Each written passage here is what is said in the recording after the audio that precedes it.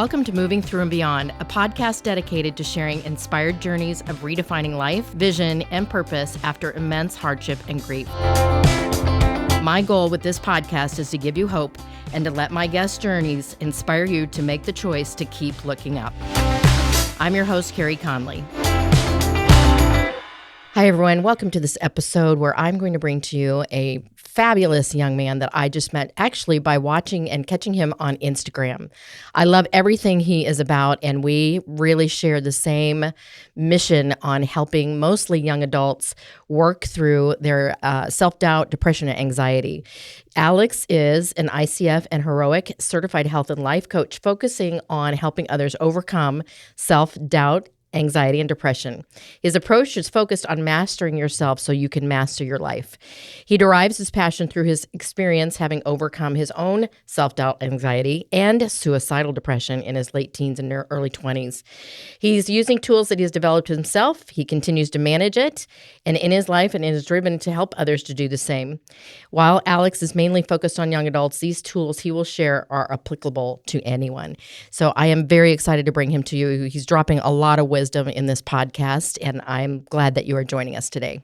Hey, Alex, thank you so much for being here on my podcast today. You and I have just recently met. Finding you on Instagram and all you're talking about just really resonated with my heart, because I know that you have a heart for young adults like I do to get through some of the tough stuff that you've been through in life, and I know you're going to share that today. So thanks for your time. Yeah, thank you for the invite. Humbled to be here, especially after hearing your story, Carey. So thank you for having me. Thank you. You have a lot going on, my friend. I mean, you look like you could be in high school, first of all, Alex. So, for you to tell people I'm married 10 years, I have 3 girls under the age of 5. I mean, that's a lot.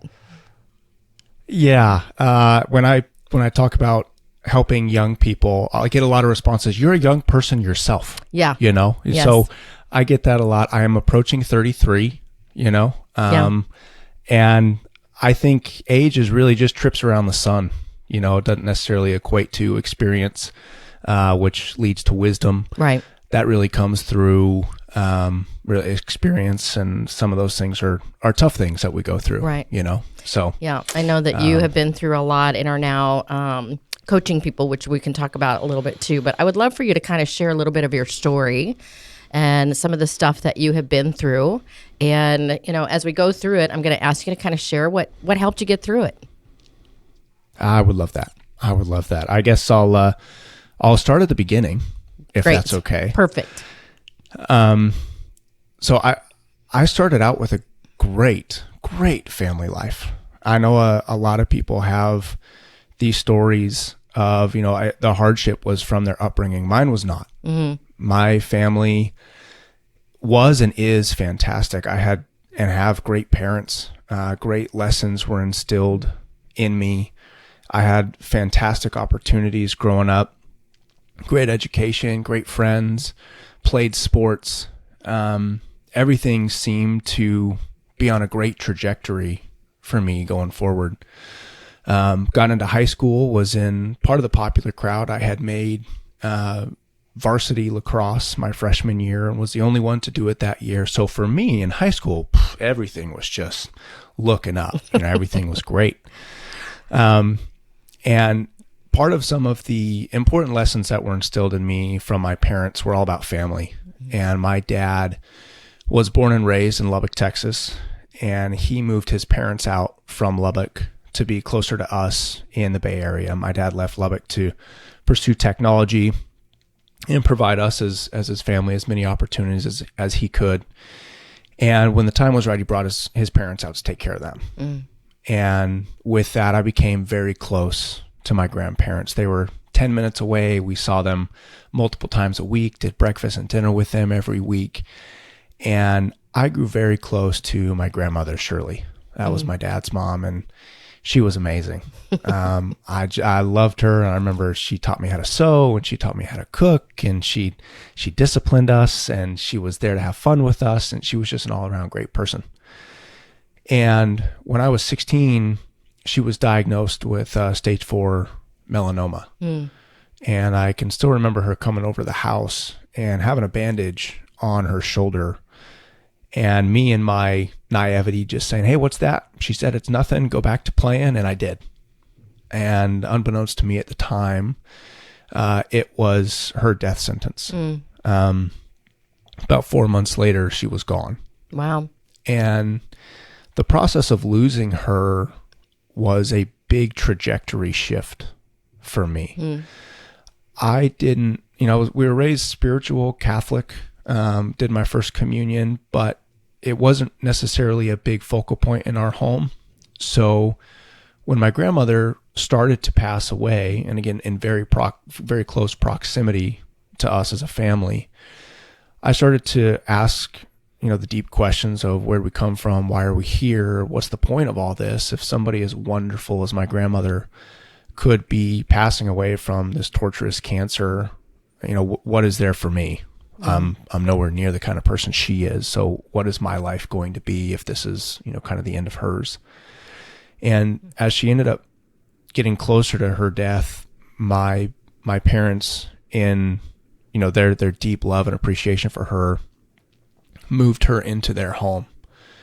She passed away in my parents' bedroom, and unbeknownst to my parents and to me, and I'll get to that in a little bit, her death was slowly leading to my own.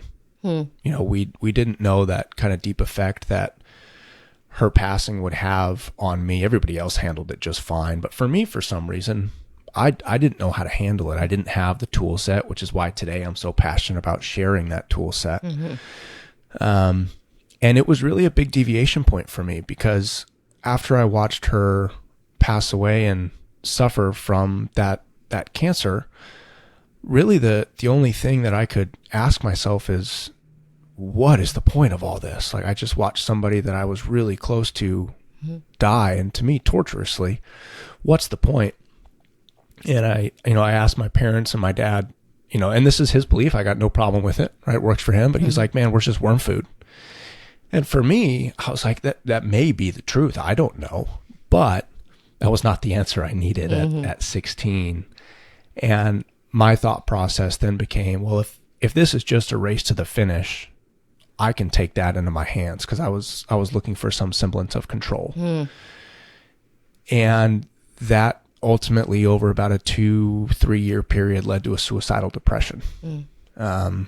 Started with my thoughts of, there's no point. This is dark. We're all going to die anyway. I just couldn't wrap my head around it, which then, of course, proceeded to my words and my actions, habit, character, and ultimately I was holding my destiny in my hands as I approached that near suicide attempt. Yeah. How old were you? So my grandmother passed when I was 16. Okay. And I was getting close to that suicide attempt. Fortunately, I was stopped at the very beginning by my girlfriend, who's now my wife, when I was 18, when we started dating. Yeah. Were you expressing your thoughts to your family, or did they have any idea, Alex?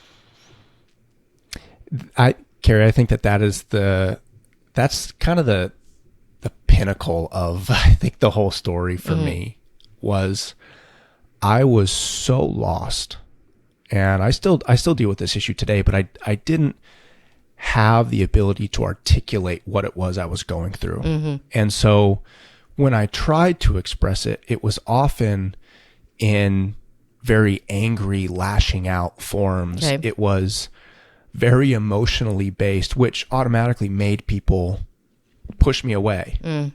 And in that sense, I felt crazy. Nobody's listening to me. Nobody understands me. I'm just going to shut everybody out. Right. And so I stopped sharing, and I stopped trying to share, which again further led to isolation and my downfall. Right. Yeah, because you've mentioned to me that this went on for a while for you. It did. Yeah. Yeah. 16 to about 20. Yeah. I was cleaning myself up, 18, still working on it today, obviously. But that was kind of the start point when I started dating my girlfriend at the time. Yeah. Right? We all are, right? We never reached that level of perfection we're seeking after. Right. But yeah, it was a process for sure, and one that I'm still going through today. Yeah. So when you had the first attempt, Alex, now everybody's aware, I'm guessing, like, okay, there's really something going on here. What help did you get, and what changed things for you mentally? Yeah. The biggest help was my girlfriend at the time. I don't know if I've shared this in previous podcasts, but I ran away from home for a few months and lived with a buddy and his family. And so my parents really weren't around to help, and it wasn't their fault. It was mine, right? I pushed them away and ran. So the help that I got was from my girlfriend at the time.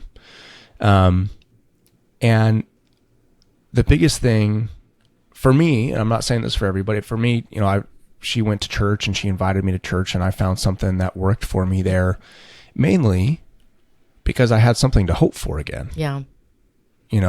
My previous thought was, man, we're just worm food. I'm never going to see my grandmother again. There's no point to this life other than to die. And I couldn't wrap my head around that. Yeah. And when I found something to believe in that was larger than me, and for me, it was a religion at the time. And for others, I think the bigger, broader paintbrush that we can say is some kind of purpose to attach yourself to, right? Yeah. Something larger than yourself. That gave me something to work towards. Yeah. It gave me something to attach myself to, because at the time I had become so sick of living for myself that I didn't want to anymore. But yet I then found a reason to live for my girlfriend, which filled the void for the time, which it can do. I then leaned into the faith part, which allowed me to say, okay, I'm worth something here. And I can find something to attach myself that's greater than me, but that is still within me. Right.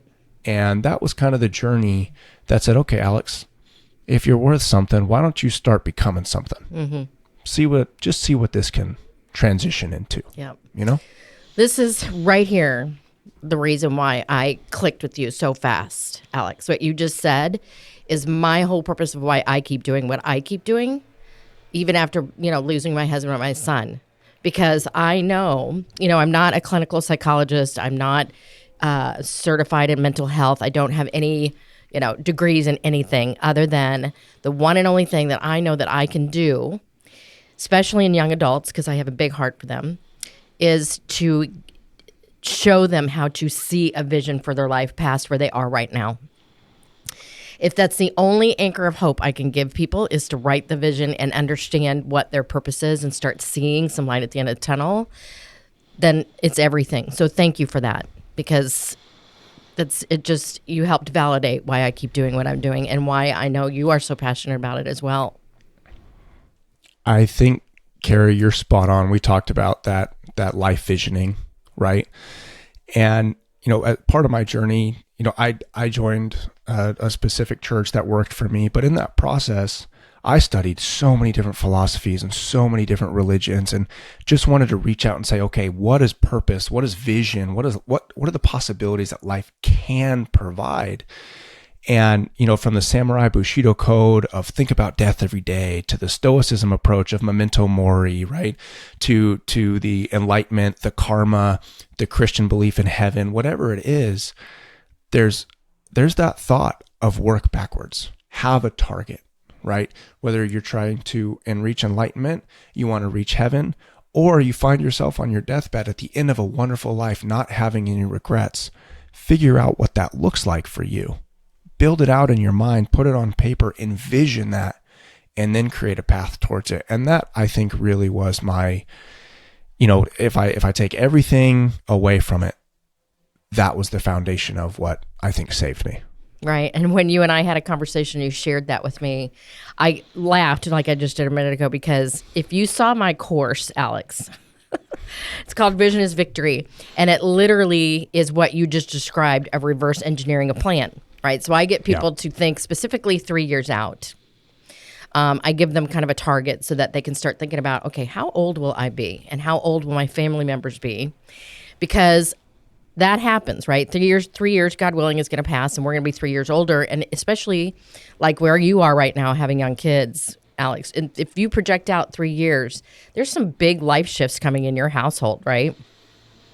Mm-hmm. And absolutely. So what we have to do is then think about, okay, if this is what's coming, and this is the lifestyle we want to create for our family or inside our business or whatever it is, I need to take that 3-year vision and figure out, okay, what are my goals over the next year, and how can I break the yearly goals down into what am I going to do every 90 days, right? So that's how people go from drifting through life, living every day intentionally. Every decision that I make is based on my vision and my goals, and if it doesn't line up, I don't do it. It's a big change for a lot of people. It is, and it's one of those things where it's simple, but it's not easy. Yeah. It's truth. And for this younger demographic that we're focused on here, 3 years, that's a great vision. Yeah. Right. Because again, like you said, there's a lot of things. I mean, you can almost finish a college degree at that point. High school is almost over at that point. You start your career, and 3 years into a career, there's a lot that happens. 3 years into a marriage, a lot happens, right? 3 years is a good chunk of time. Yes. And it's funny. I was thinking, oh man, Carey's probably going to ask me really good questions. I have to think about, the answers to them. And one of the things I was thinking about is if I could offer one piece of advice to this younger demographic that we're focused on, it's give it time. Just give it time. Right. If you have, just like your, vision is victory. I love that. If you can have that vision and you can be disciplined in the process to work it on a daily, weekly, monthly, quarterly, yearly basis, you will get there. Just give it time. Yeah. So wise for being so young, Alex. And I think it has a lot to do with, like you said, the life experiences that you've had, losing your grandmother who you were so close to early in age, and then trying to figure out, why am I so sad all the time? And why am I even here? And why does this matter? And thinking about ending your life until you found 2 things I'm hearing you say. Somebody that you 100% trusted to pull you, to be there for you, which is your now wife, and your faith, which is everything. People ask me, how in the world did you get through all this, and still, how are you keep getting up every day? And I tell them, because I have something way bigger than me that I lean on. And I know my faith is, I know that this is not the end. Right. So, amen. Yeah. And they're very much still here. I interviewed somebody yesterday who talked a lot about energy and how they are still really connected, and I can feel that. I know that, and I hope you do too. I do. Yeah, I do. I definitely believe in those things, and my mom is really big on energy, so we have those conversations a lot. I love that. And something that you said, you lean on something bigger than you. I think that is so crucial. I've had some conversations with some friends in the past who have said, I don't know if purpose is necessary in this life. And, good on them that they don't believe that. But I think that's because they may have not yet had something that makes them question what their purpose is yet. Right. Yep. So true. And I think ultimately we get to that point. And I had a shift in mindset around the death of my grandmother. It was recent. It was probably closer to when I was 30 rather than in my 20s when I was kind of coming out of this. But when she had passed away, my mind was more, what's the point of living? Right. And then I found my faith, and that worked for me, and I found purpose, and I was living for more than just me. And then of course I had kids, and it was like, whoa, that really blew it up. Right. And now I'm living and have purpose attached to other people. But I think something, when I find myself in a real dark hole, that I can hold on to is, Alex, she is still with you and she's watching. So live a life that is worthy of her memory. Give her a good show. If she's watching, you want to live a life that she would be proud of. And if you really are attached to her and she had such a big influence in your world, then live a life that's worthy of that influence. Right? Yep. And when I had that mindset shift, it's like, whew, man, okay, I can use her passing, which is inevitable. We're all going to pass one day. Right. As something I can lean on that's bigger than me. Right. And I can say, Grandma, This one's for you. Yeah. And I guarantee you she's cheering you on every step of the way and is so proud of you. So proud. I've felt that. Yeah. And what's cool is, my dad, who is one of my heroes, and we went through some dark times. We really did. We were mortal enemies for a couple of years. And I would say the majority of that was my fault. But he's one of my best friends now. He's one of my heroes. There are so many characteristics and virtues that I try and emulate that he has taught me, that he's shown me through his example. But he said the same thing, and he's not necessarily a man of faith. And yet he has said, your grandmother would have been proud, right? You're doing your grandmother proud. You're doing this family proud. Yeah. And so that's cool to see, right? How we really can go from digging our own grave to building ourselves back out of it to the person that we're capable of becoming. Sure. Absolutely. Well, that's the whole part of the journey. I turned 61 this year, Alex, and I'm still every year getting a little bit deeper in my faith and a little bit bigger in my purpose and my passion, and do things for a whole different reason other than what I would have done it for at your age, right? Yep. So it is a chosen path for sure. But what has helped me is knowing my purpose, and I know what's helping you is knowing yours. And also I know because you have some tools that helped you get through your sadness, depression, anxiety. You now are equipped and experienced now to help people through that. Do you want to share some of those tools? I love that. Yeah. And shameless plug that I really don't want to do, but it fits. I'm writing a book called Stronger Than Your Pain that I'm aiming to self-publish by the end of the year, that has about 8 or 9 of these tools in it that are my go-tos to this great. day. And so I'll definitely send a copy to you. Oh yeah, when that comes we'll out. be putting it on as a resource, but I would love for you to share a couple of those. Yeah, if I have any place to start, it's it's a one tool, two sides of the same coin. Number one is name to tame, and that was coined by Dan Siegel. Have you heard of name to tame before? I have not. Oh man, it's one of my favorite tools. So back here, I've got the Tale of Two Wolves on my wall. Yes. And it was a story my mom told me as a kid, and it's something I've held on to. And, the story goes, there are two wolves inside of us. One is evil, one is good. And long story short, the wolf that wins is the one that you feed. Mm-hmm. And with name to tame, we often feel this negativity within. Oh, I'm so angry. Why am I like this? Right? We attach ourselves to these emotions that we're feeling in the moment. And with name to tame, you separate yourself from that negativity and recognize, sure, it's within you, but it is not who you are. Give that negativity a name so that you can converse with that entity and say, I'm done with this conversation. Right. My mom gave to me. It's the same one she calls hers. It's Buster, because he's constantly busting my chops. Got it. And so when I have these negativities of, Alex, you can't do this. You got the podcast coming up. You're really nervous.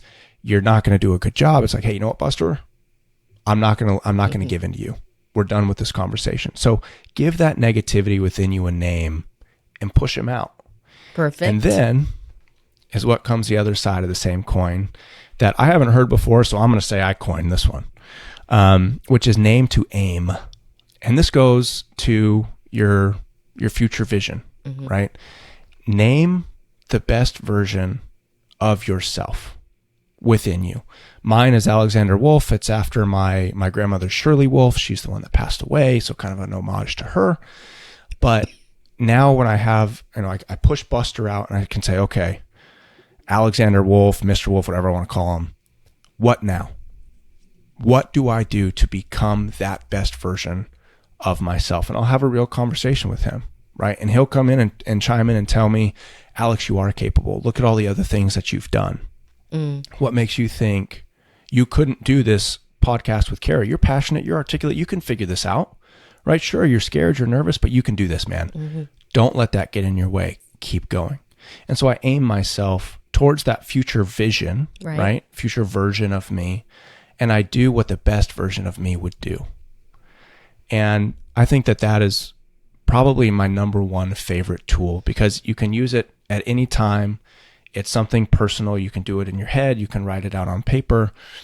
but you can use it anywhere and everywhere. Recognize you are not your negativity. That's the biggest thing. And do you know what else I love about this? Is a 5-year-old could do this. Mm-hmm. Right? I mean, it's so simple. I think my mom taught me when I was 8. Yes. Yeah. That it's so simple that my 3-year-old grandson could probably do this, right? So simple, and you can do it at any time. The other reason I love it is it gets you out of the emotional state and into just logical state. Yes. Right? Because it's in the emotional state that we keep beating ourselves up. And when we look at it logically and think, okay, what is going on here? These are all lies. This is not real. Just flip the coin. I love it. Perfect. Yes. Yep. Do you have one other tool you want to share with us? Yeah, I think the one that comes to mind is, and again, my big thing is overcome self-doubt, anxiety, depression, right? To become the best version of yourself. And with that, of course, self-doubt is present doubting. Depression is doubting yourself in the past. Anxiety is doubting the future state. Correct. Yeah. And so I'm not going to tell you to stop doubting. But what I'm going to do is tell you to doubt your doubts. Stop doubting yourself and start doubting your doubts. Just change the trajectory of that energy a little bit. There's the energy thing again, right? Yeah. So when these things come up of, hey, you can't do this, don't give in to that. Ask yourself, why couldn't I? I'm going to start doubting that doubt now. What makes me think I can't? And so as we start getting that mindset, and they pair together with the name to tame and name to aim. Right. But give yourself the room to say, I can do this. I can do this. I am capable of doing this. These doubts, they're not real. Right. Right? They happen. But instead of doubting myself, I'm going to doubt the doubts that arise. And I'm going to get after this. Yeah. So good, Alex. I can't wait, number one, to get your book. I'd be happy to read it before you publish it. Great. I'll send you a copy. I would love it so much. And, with you and I talking about the young adult community, what do you see right now are 2 big issues they're really dealing with that cause the self-doubt, the anxiety, the depression? Yeah, I think one of the big things is, and again, I'm only seeing from my perspective, so I'd love to hear yours as well. But I think the isolation through COVID had a big effect on us as a community as a whole, not just, not even just with kids. But I think as we've gotten back into the swing of some semblance of normality, we've kept that pattern of isolation. And I feel like we've kind of lost that ability to interact with people. And I feel like we have been giving into a lot of the negativity that we've encountered as we've isolated ourselves. Right.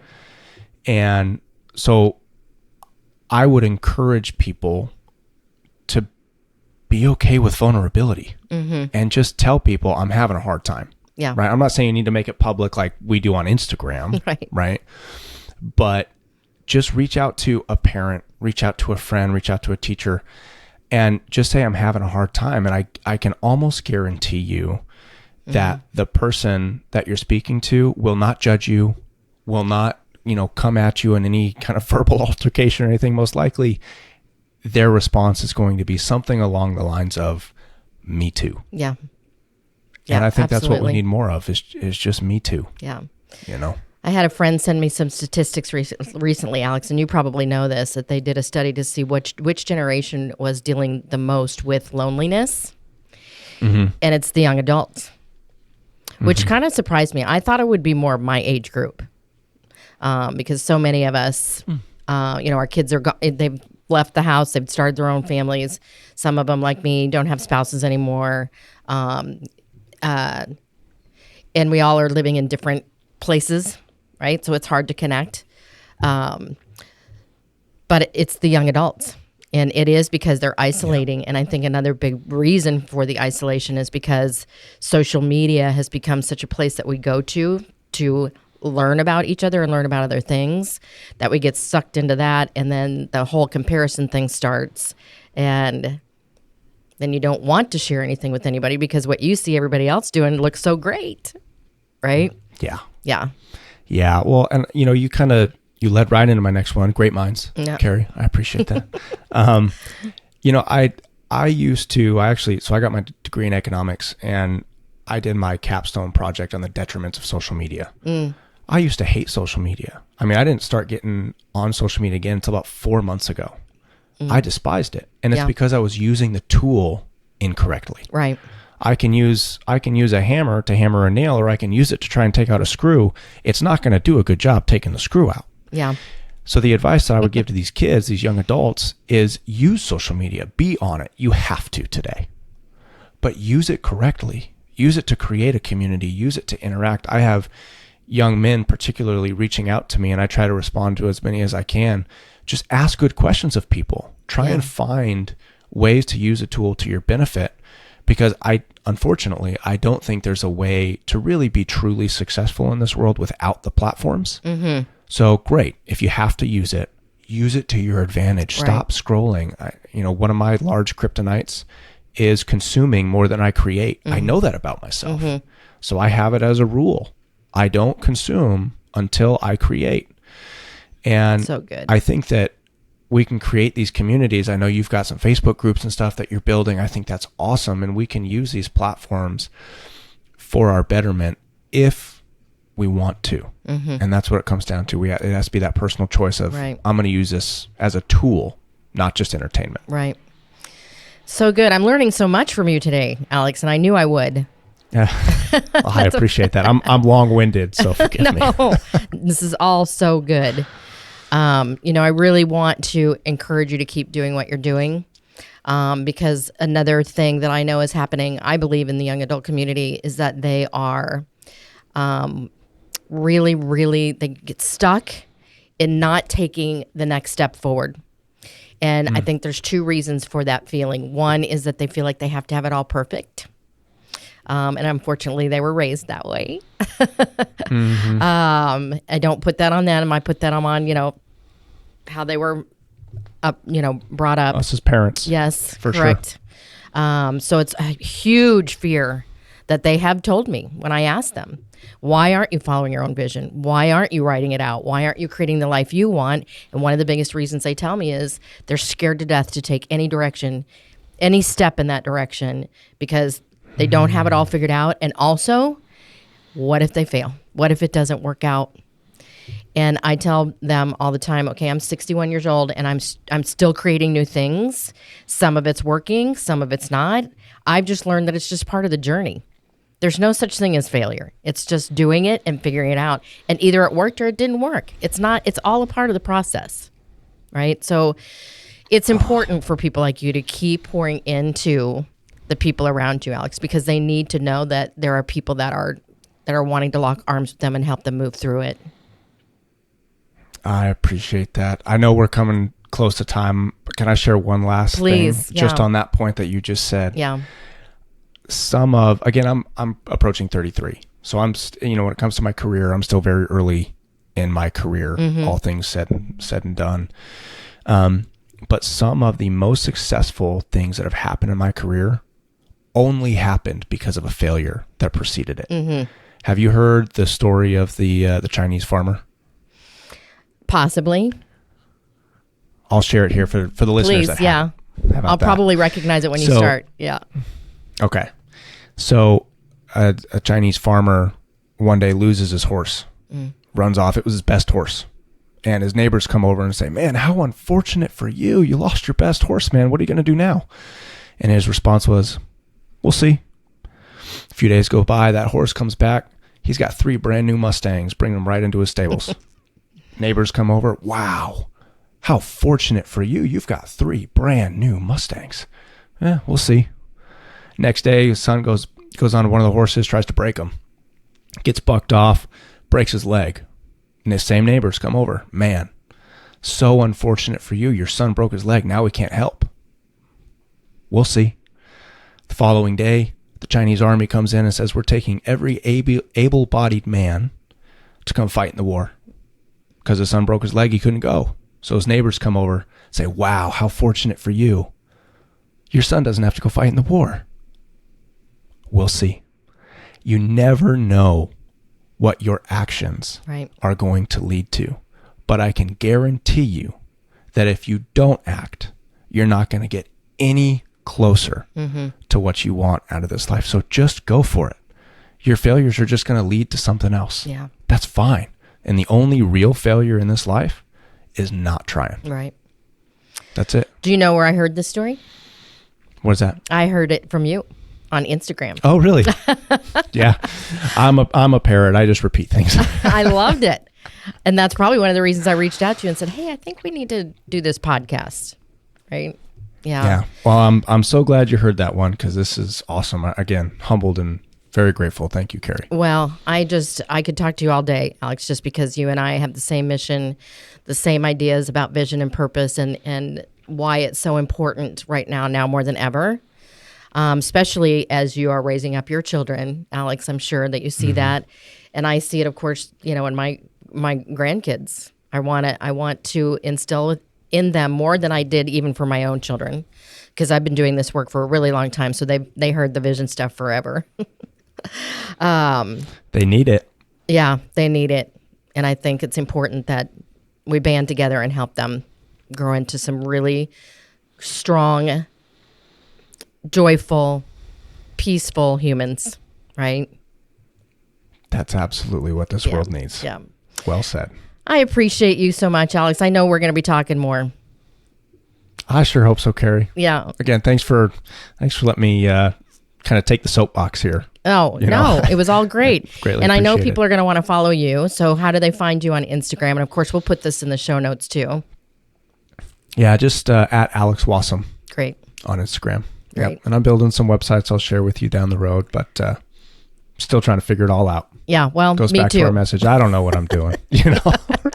We're just trying to do the best we can. That's right. Well, you're awesome. And I know that you are wanting to start speaking more, start coaching more. And I just want to cheer you on with that. Oh, thank you, Carey. Thanks for your time it's today. Awesome having you in my corner. Thanks for everybody Thank you, listening. Carey. Please share this out if this resonated and helped you today. We appreciate you so much. If you found this episode inspiring or helpful, please share it with a friend or a family member. In order to be successful on this mission, I can't do it alone. Connect with me at www.careyconley.com, and don't forget to sign up for my weekly Do It On Purpose newsletter. Let's build this life-giving vision movement together to end this epidemic, save lives, and create purpose.